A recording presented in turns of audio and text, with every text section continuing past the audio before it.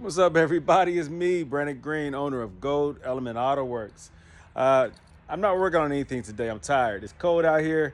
I did some work on my SL55 the other day. I changed out those wheels. I put these wheels on here, pretty nice, concave all the way around. I took off the chrome lip niches that had the silver spokes and put the concave niches on here.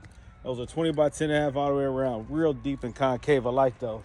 The other day also, I changed out these tires on this GL550.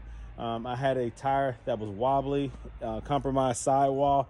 So new tires all the way around with the new TPMS sensors. So that's running good now. The G-Wagon, let me see. I still have some upgrades I need to do to that audio-wise, like swap out the radio, some door speakers. I already have the subwoofers and amplifiers. So it sounds good already, but I'm going to enhance that. But right now it's cold outside and I'm tired. I've been working hard the last few days, and I think today I'm going to take it easy. So yeah, Brandon Green, owner of Goldelementautoworks. Go to my website, www.goldelementautoworks.com. I always have more content on the way. My YouTube channel at Goldelementautoworks LLC. Always putting the videos out. Matter of fact, maybe I should go in the house and put a video out today. Yeah, that's what I'll do. I'll put some content out. I'm always on TikTok, Instagram, and YouTube. Always creating some stuff. Also LinkedIn.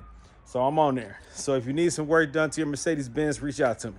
You can call me or text me, area code 513-967-8079. I'm always working, but today I'm relaxing. I'll do some clerical work, some business work, go over my sales and go over my website, do some modifications onto that, But, I do have this SL500 that I am probably going to part out. I'm going to probably take off some of the good things, like the parts that I want to sell and make some money off of it, then I'll probably just sell the rest of it to somebody. I'll keep it probably a running shell. So that means I have to keep the BCM, which controls is the module for the batteries. That's the most expensive component in there. Maybe I should remove that too. I don't know. If I don't, I'll keep it so that it starts up, runs, and it can be pulled out and driven onto the trailer. Because I can't keep it in my garage forever. It has to be like out of here, because I have cars coming in from out of town still for coilover conversions.